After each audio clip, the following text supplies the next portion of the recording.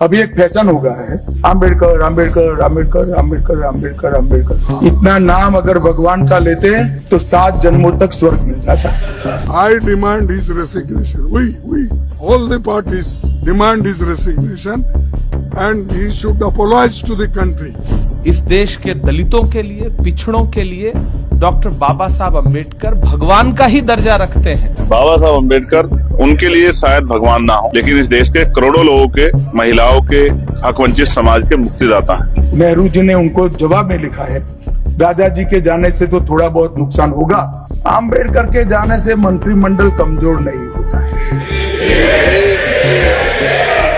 इस ढंग से अगर वो बात करते रहेंगे, सारे हिंदुस्तान में आग लगेगी कि बाबा साहब अम्बेडकर का अपमान कोई सहन नहीं करेगा।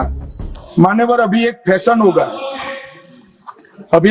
गया है, आम्बेडकर आम्बेडकर आम्बेडकर आम्बेडकर आम्बेडकर आम्बेडकर। इतना नाम अगर भगवान का लेते हैं तो 7 जन्मों तक स्वर्ग मिल जाता है। तो अच्छी बात है ना। सुनिए तो, सुनिए ना, आप सुनिए ना, मैं बताता हूं। हमें तो आनंद है कि आम्बेडकर का नाम लेते हैं। आम्बेडकर का नाम अभी 100 बार ज्यादा लो, परंतु साथ अर्थ में आम्बेडकर जी के प्रति आपका भाव क्या है ये मैं बताता हूं। मान्यवर, आम्बेडकर जी को देश की पहली कैबिनेट से इस्तीफा क्यों दे दिया? आम्बेडकर जी ने कई बार कहा कि अनुसूचित जातियों और जनजातियों से हुए व्यवहार से मैं असंतुष्ट हूं, सरकार की विदेश नीति से मैं असहमत हूं और आर्टिकल 370 से मैं असहमत हूं। इसलिए वो छोड़ना चाहते थे। उनको आश्वासन दिया गया, आश्वासन पूरा नहीं हुआ। उन्होंने इग्नोरेंस के चलते इस्तीफा दे दिया और एक श्री BC रॉय ने पत्र लिखा कि आम्बेडकर और राजा जी जैसे 2 महानुभाव मंत्रिमंडल छोड़ेंगे तो क्या होगा। तो नेहरू जी ने उनको जवाब में लिखा है, राजा जी के जाने से तो थोड़ा बहुत नुकसान होगा, आम्बेडकर के जाने से मंत्रिमंडल कमजोर नहीं होता है। मान्यवर, ये विचार जो खड़गे जी कह रहे हैं ना, क्या आपत्ति है? जिसका विरोध करते हो उसका वोट के लिए नाम देना है, कितना उचित है?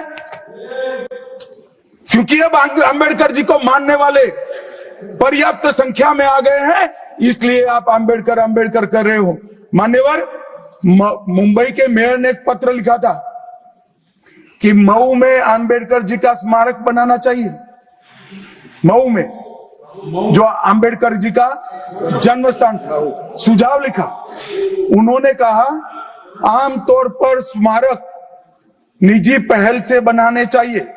यदि सरकार किसी प्रकार की सहायता करती है तो वो उचित नहीं होगा। उनके कितने स्मारक बने साहब? कोई स्मारक आम्बेडकर जी का नहीं बना, देश भर में नहीं बना। आम्बेडकर जी के स्मारक कब बने? जब भारतीय जनता पार्टी सत्ता में आई, तब मऊ में डॉक्टर आम्बेडकर के जन्म स्थान पर स्मारक बना। लंदन में अध्ययन करते थे, वहां स्मारक बना। नागपुर में शिक्षा दीक्षावलित वहां बना।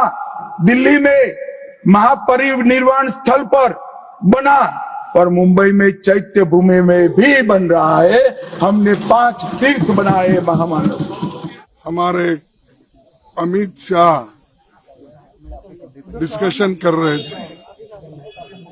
हमने जब वो डॉक्टर बाबा साहब अम्बेडकर के बारे में बोल रहे थे, उन्होंने ये कहा था कि आप लोग अम्बेडकर अम्बेडकर 100 बार पुकारते हो, उतना ही अगर आप 100 बार भगवान का नाम अगर लेते तो आप 7 बार स्वर्ग में जाते। यानी बाबा साहब अम्बेडकर का नाम लेना ये गुनाह है और उनकी बनाई हुई संविधान को विरोध करना उनकी मंशा थी। तो ये बात कहना, ये बात कहकर बाबा साहब का अपमान किया, संविधान का अपमान किया और वो मंशा जो उनके दिमाग में है कि उनकी जो मनुस्मृति की आइडियोलॉजी है वो और आरएसएस की आइडियोलॉजी जो है वो दर्शाता है कि वो खुद वो बाबा साहब अम्बेडकर के संविधान को रेस्पेक्ट नहीं देना चाहते हैं। उसीलिए हम वो कंडेम करते हैं और I demand his resignation. We all the parties demand his resignation and he should apologise to the country. और वो अपना काम करना चाहिए उन्होंने, और इस ढंग से अगर वो बात करते रहेंगे सारे हिंदुस्तान में आग लगेगी कि बाबा साहब अम्बेडकर का अपमान कोई सहन नहीं करेगा। अगर उनको अपने जगह से इस्तीफा देना चाहिए और ऐसे अपमान कोई पार्टी कोई देश का आदमी स्वीकार नहीं करता। गृह मंत्री जी ने आज जिस तरह से डॉक्टर बाबा साहब अम्बेडकर के बारे में बोला है वो निंदनीय है, आपत्तिजनक है। उन्होंने जो कहा कि आजकल एक फैशन बन गया है कि अम्बेडकर अम्बेडकर अम्बेडकर अम्बेडकर, अगर इतनी बार भगवान का नाम लेते तो स्वर्ग मिल जाता। यह निहायत ही आपत्तिजनक है। इस देश के दलितों के लिए, पिछड़ों के लिए डॉक्टर बाबा साहब अम्बेडकर भगवान का ही दर्जा रखते हैं। तो गृह मंत्री जी कांग्रेस को कोसते कोसते जिस तरह उन्होंने डॉक्टर बाबा साहब अम्बेडकर पे अटैक किया है वो शर्मनाक है। और मुझे लगता है अमित शाह जी को, गृह मंत्री जी को इस बयान के लिए इस देश से माफी मांगनी चाहिए। जिस तरह के शब्दों का उन्होंने प्रयोग किया है वो किसी भी कीमत पर स्वीकार्य नहीं। मैं स्पष्ट तौर पर कहना चाहता हूं कि बाबा साहब अम्बेडकर उनके लिए शायद भगवान ना हो, लेकिन इस देश के करोड़ों लोगों के, महिलाओं के, हक वंचित समाज के मुक्तिदाता हैं। उनके अथक प्रयास से आज मेरे और मेरे जैसे हजारों, लाखों, करोड़ों लोगों को मुख्य धारा में आने का मौका मिला। और ये स्पष्ट रूप से गृह मंत्री जी जान लें कि कांग्रेस लंबे समय सत्ता में नहीं रही, भाजपा भी लंबे समय सत्ता में नहीं रहेगी। महापुरुषों का अपमान 2 दिन पहले तो आप लोग बड़े शान में किसी थे, प्राइम मिनिस्टर से लेकर सब लोग पढ़ रहे थे, और अब अचानक क्या हुआ?